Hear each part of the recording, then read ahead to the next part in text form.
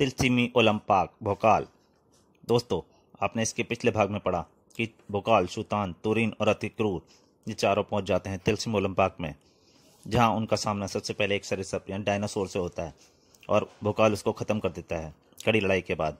उसके बाद जब वो आगे बढ़ते हैं, उधर दिखाया जाता है राजकुमारी श्वेता जब वुचांग से मिलने आती है तो वो उसकी बातें सुन लेती है और गुस्से में पागल हो जाती है, और वुचांग उसको राजकुमारी श्वेता को तिलसिम ओलंपाक में भेज देता है, जहां उसके सामने आता है एक अजीब सा प्राणी। अब उसके आगे भयंकर जीव, अब तक श्वेता के सिर पर आधमका था। नहीं नहीं, मुझे मत मारो, राजकुमारी श्वेता बुरी तरह डरी हुई थी। तभी हे ईश्वर ईश्वर, ये तो राजकुमारी श्वेता मोहन है। महाबली अतिक्रूर ने उसे उठा लिया। शर्म नहीं आती, बच्ची पर हमला कर रहा था, और उसे उछाल फेंका। भड़ाक, वह पलटा, फिर उसकी ध्वनि अति तीव्र तीव्र अति तीव्र होती गई। होते चला। सभी असमंजस में थे। क्या हो गया इसे? और क्या हो गया? टूट फूट गया होगा इसलिए मातम बना रहा है। ताले की आंखें भी तो नहीं है, नहीं तो मैं समोहित ही कर लेता, शैतान बोला। उधर पृथ्वी पर विकास नगर में, मुझे मेरी बेटी चाहिए महाराज, मुझे मेरी बहन चाहिए पिताजी। धीरज रखो प्रिय, हम कोशिश कर रहे हैं।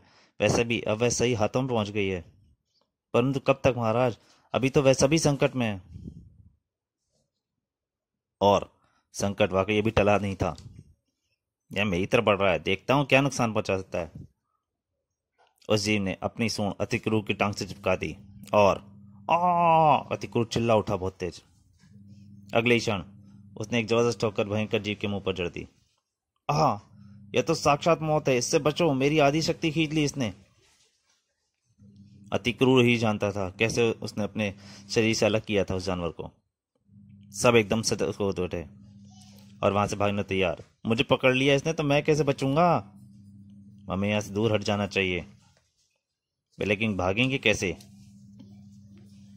क्योंकि भयंकर जी की चीखें सुनकर उसके माता पिता जो आ पहुंचे थे। कानों को फाड़ देने वाला शोर था वह। अरे बाप रे, हम तो बच्चे से डरकर भाग रहे थे अभी, और यहाँ पहुंच गए माँ बाप। अब क्या होगा? होगा क्या? वो काल चाचा भी न मार देंगे। माता पिता को देख बच्चा खुशी से उछल रहा था। और आलोक उफ भोकाल, तुरीन संभालो इसे, अभी तुम्हारे सुपुर्द है।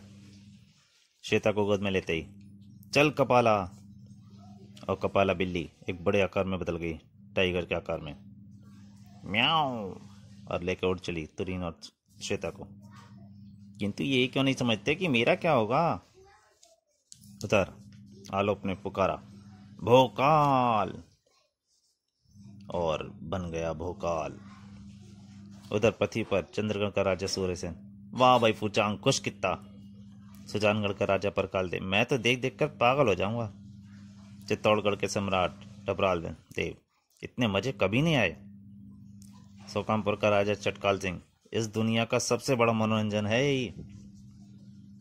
जूनागढ़ का राजा खुजला, मन करता है बस तिलसिम ओलंपाक को देखता ही रहूं। नौपमपुर का सम्राट चौपड़ राजा, इस भोकाल का मुंह जूमने का मन करता है। सचमपुर का राजा भोकला टकाल, मैं तो मर जाऊंगा अगर ये खेल खत्म हो गया तो। इधर जंग शुरू हुई। भोकाल तुम्हें नहीं छोड़ेगा आदमखोरो। भोकाल की तलवार चल पड़ी, खचाक खचाक खचाक। कपाला पर सवार तुरीन भी पीछे नहीं थी। शाबाश तुरीन दीदी। लेकिन तभी, दीदी बचो, उफ। उसकी एक सूंड कपाला की गर्दन पर लिपकी और भोकाल को भी उस जीव ने अपनी सूंड में लपक लिया। किंतु तभी वहां था अतिक्रूर। छोड़ दो इन्हें जालिमों। कुछ ही पलों में उसने कई चट्टानें उठा उठाकर फेंक मारी। हाय, अरे ये क्या? चारों तरफ से भयंकर जीवन की तरफ बढ़ने लगे। भोकाल अतिक्रूर ने जिन्हें चट्टाने समझकर फेंका था वो सारे उनके अंडे थे। भाग बेटा शैतान, अब नहीं छोड़ेंगे तुझे, तो बढ़ते ही जा रहे हैं। उफ, यह तो और मुसीबत लाली मुले। तभी अतिक्रूर की दृष्टि एक खास चीज पर पड़ी। हाँ, यह क्या? यह जीव मेरे फेंकने से उल्टा हो गया था और उड़ते ही मर गया। यानी मैं अगर इन सभी जीवों को उलट दूं तो यह सब मारे जाएंगे। यह विचार आते ही अतिक्रूर में अतिरिक्त ताकत आ गई और वह उन सब जीवों पर टूट पड़ा। अब नहीं बचोगे बेटा तुम, रास्ता छोड़ो, मुझे अभी तुम्हारे माँ बाप से भी निपटना है। अतिक्रूर एक एक करके सबको उल्टा करता चला गया और अंततः उस विशालकाय भयंकर जीव के सामने था जिसने भोकाल को पकड़ा हुआ था। मुझे अभी इसकी सूंड से भी बचना है। तेजी से भागता अतिक्रूर भयंकर जीव से टकराया। मैं आ गया भोकाल, इस भयंकर जीव का काल। और पूरी शक्ति लगाकर उसने विशालकाय जीव को पलट ही दिया। धन्यवाद अतिक्रूर। भोकाल को आजाद कराकर अतिक्रूर दूसरे भयंकर जीव की तरफ दबका जिसने तुरीन को पकड़ा हुआ था। अब तेरी बारी है दुरात्मा। लेकिन उसने अतिक्रूर को तुरंत पकड़ लिया, किंतु अब भोकाल आजाद था और उसने तुरंत उस जीव की सारी भुजाएं काट दी। ओ भयंकर चित्कार कर उठा भयंकर जीव, आखिरी चित्कार, और उसका अंत हो गया। मारा गया शैतान। चलो मैं भी बच गया। आओ हम सब कपाला को देखें। कपाला जो अपना स्वरूप बदल रही थी। तुरीन, कपाला को क्या हुआ? वे अपने आप ठीक हो जाएगी भोकाल, लेकिन थोड़ा वक्त लगेगा। कुछ ही देर बाद। आप यहाँ कैसे आ गई राजकुमारी श्वेता? क्योंकि मुझे आपसे मिलना था भोकाल चाचा, और आप मुझे आप ना कहें, केवल श्वेता कहें, नहीं तो मैं नाराज हो जाऊंगी। ओहो, मेरी गुड़िया नाराज हो जाएगी। मुझे तो बहुत भूख लगी है, बहुत जोर की। शैतान बोला। मैं अपनी आंखों में रोज करेले का रस डालता हूँ, यहाँ तो करेला भी नहीं है। खाने की बात कैसे कर रहे हो तुम? अरे भोजन के बारे में तो पूछना ही भूल गई। यह भोजन हमें कैसे मिलेगा यहाँ? हाँ भोकाल चाचा, मुझे भी भूख लगी है, मुस्कुराया भोकाल। और लो ये थैली, मुझे महाबली फूचांग ने दी थी। इससे जैसी भी इच्छा करो वैसा ही भोजन मिलेगा। चलो, एक समस्या तो सुलझी। सबने अपनी इच्छा का भोजन मंगवाया। वाह, इस थैली में अब करेला भी मिल जाएगा। हा हा हा हा हा। और सबने अपनी भूख मिटा ली। इधर पृथ्वी पर, महाराज आप फूचांग के पास चलिए, वह जरूर हमारी बेटी हमें वापस लौटा देगा। ठीक कहती हो प्रिय, चलो हम ऐसा ही करते हैं। राजा विकासमान महारानी के साथ फूचांग से मिलने चल पड़े। अगर मेरी बच्ची को कुछ हो गया महाराज तो मैं फूचांग का लहू पी जाऊंगी।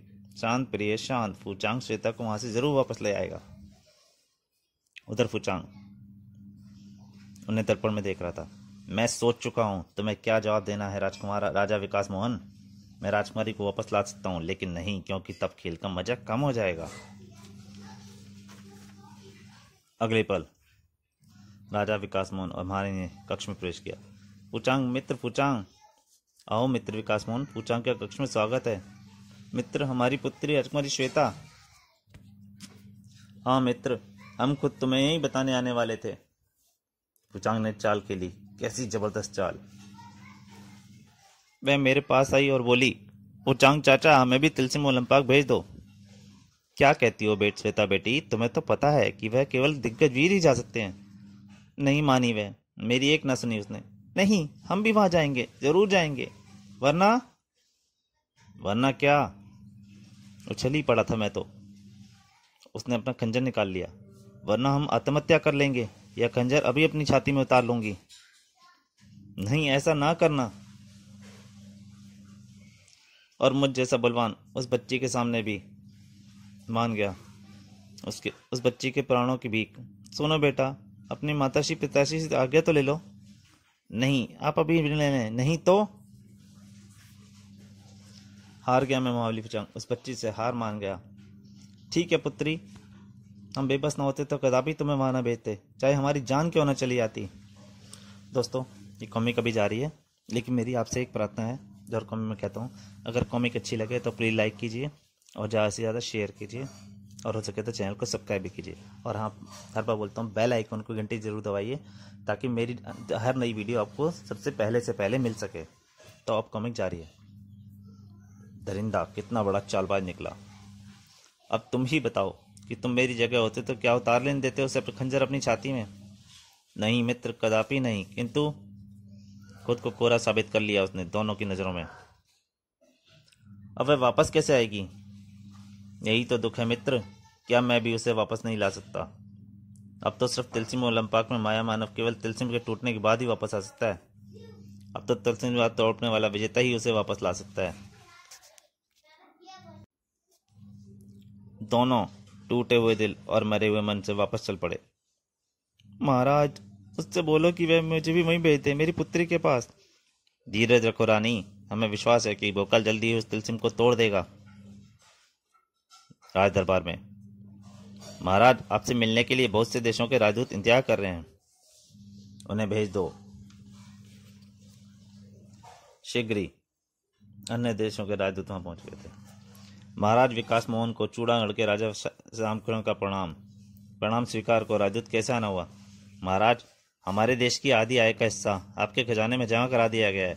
निवेदन यह है कि हमें कुछ और दूरदर्शन दर्पण दिए जाएं, क्योंकि हमारे महाराज प्रजा को भी एक खेल दिखाना चाहते हैं। इसी तरह की फरमाइशों के साथ कई देशों के राजदूत वहां पहुंचे थे।